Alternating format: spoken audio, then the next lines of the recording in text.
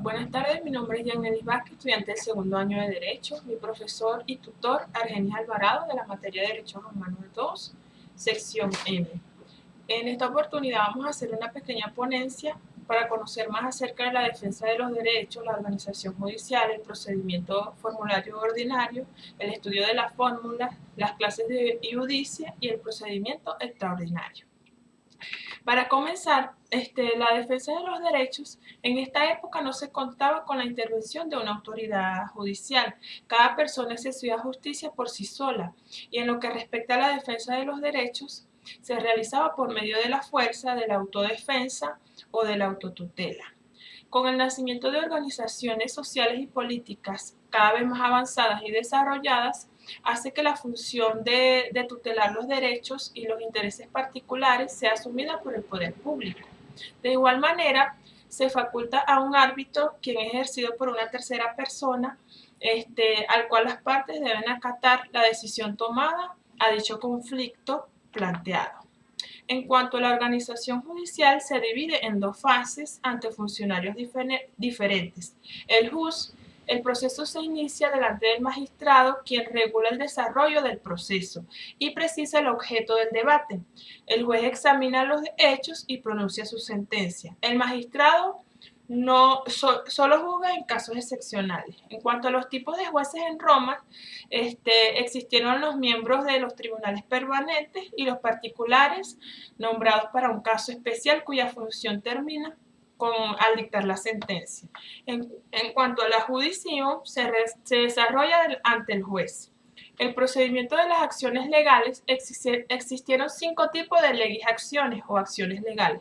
En primer lugar, la legis actio per sacramento o acción sacramental se aplicaba en relación a los derechos reales y de crédito, el cual consistía en una apuesta que realizaban las partes con valor de un juramento de carácter sacro. Contaba con 2 modalidades, la legis actio sacramentum in re, que era para reclamar una cosa, y la legis actio sacramentum in persona, el cual era para reclamar un derecho. Por otro lado, tenemos la legis actio per judicis arbitrive postulationem o acción de designación de árbitro. Las partes designan bien sea un juez o un árbitro. Consistía en que la afirmación del actor con la relación de la obligación de pagar la cantidad de dinero contraída por promesa seguía una eventual negación del demandado y seguidamente se pedía al juez o árbitro. La legis actio per conditionem o acciones condicionadas se aplicaban para reclamar ciertas cantidades de dinero y de cosas ciertas. Por otro lado, tenemos también la legis actio per manus injectionem o acción de apoderamiento personal, el cual es una acción de ley que por aprehensión corporal consistía en obligar al deudor a ejecutar la sentencia mediante el apoderamiento por parte del acreedor en la persona física del deudor. La legis actio per pignorum capionem o acción de garantía, esta acción consistía en el aseguramiento de los bienes del deudor por parte del acreedor para cobrarse su crédito sin necesidad de una condena previa, sin la intervención del magistrado. Por otro lado, tenemos el procedimiento formulario ordinario, el cual se desarrolla en 2 fases. La fase in iure, dentro de ella tenemos la citación iusis vocati, el demandante estaba obligado a conocer al demandado la acción que pensaba entablar con él, mediante una copia o mostrándosela en el tablón del edicto del pretor. Aunado a ello, debía mostrarle los documentos y pruebas que pensaba utilizar en su contra. Y el demandado debía comparecer obligatoriamente ante el magistrado y contestar la citación con una promesa solemne. En el procedimiento formulario se admitieron los siguientes tipos de representantes. El cognitor era un representante que se utilizaba cuando convenía a una de las partes. El procurador intervenía en el juicio por imposibilidad del pater familia y por mandato genérico superior. Y por último, el defensor de la buena fe toma representación del demandado sin mandato de debiendo dar una caución. La litis contestativa es el momento central del proceso. Se verifica en la fijación definitiva de la fórmula que ha de constar en tablillas. Ahora bien, la injudicio, la sentencia del juez tenía fuerza de cosa juzgada y excluía toda revisión. Esta no era apelable.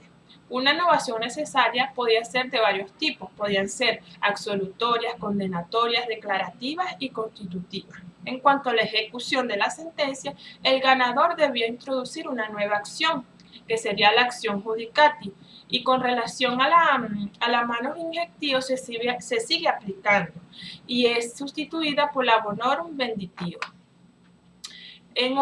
Por otra parte tenemos el estudio de las fórmulas. Dentro de ella tenemos las partes principales y accesorias. Las partes principales se refiere a un escrito donde el magistrado designa al juez, explica las pretensiones del demandante y los medios de defensa del demandado y da la facultad para absolver o condenar según lo probado en el juicio. Las partes principales son el nombramiento del juez. Como ya bien saben, en la época clásica el juez no era ni un funcionario ni un magistrado, sino un particular elegido por las partes. La demostrativa, donde se da a conocer los hechos en que se basa el derecho que se alega. La intentativa indica al juez a la pretensión del autor. La adjudicatio parte de la fórmula por el cual el magistrado autoriza al juez para efectuar la partición y adjudicación a quien corresponda. Y por último, la condenatio, en esta parte de la fórmula se autoriza al juez a condenar o a absolver. En cuanto a las partes accesorias, tenemos la exceptio, es una parte de la fórmula que permite al demandado oponer a la acción del demandante una alegación que paralice su eficacia. La replicatio es la contestación a la excepción opuesta a favor del demandante, claro. La prescriptio es una cláusula extraordinaria que se coloca antes de cualquier referencia a la controversia para limitar o descartar los efectos de la litis contestatio. En cuanto a la negación de la fórmula, esta se puede dar en los siguientes casos. Por no encontrarse la fórmula asignada conforme a las normas del derecho civil ni pretoriano. Por considerarse la pretensión admisible de acuerdo a las justificaciones. También se puede dar cuando el demandado cumplía con lo solicitado en la demanda y también cuando el demandado se negaba a prestar juramento o cuando el demandado reconocía el derecho del demandante. Por otro lado, tenemos las clases de iudicia. Tenemos la judicium legítimo, contaba con 3 condiciones, ¿verdad? Que tuviera lugar en Roma o en una distancia no mayor a 1 milla. Tenía que realizarse entre ciudadanos romanos y ante un juez único. La judicium imperio contiles también estaba para ese entonces. En cuanto a los recursos, la intercesio o intervención del magistrado superior o igual o un tribuno plebe que oponía un veto. La revocatio induplum era una acción intentada por el condenado para hacer anular su sentencia, pero debía de tomar en cuenta que si éste fracasaba era condenado con el doble del valor.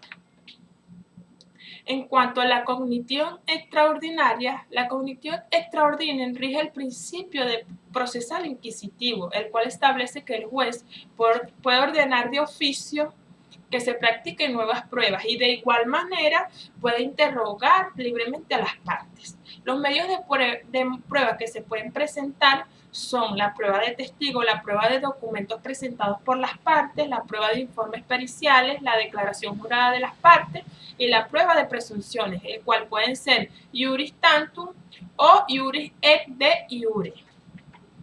En cuanto al proceso, ya para culminar, se caracteriza por la ausencia de la bipartición del juicio. No se da intervención del juez privado, sino un designado por el emperador. Las partes dentro del proceso tenemos lo que es la citación.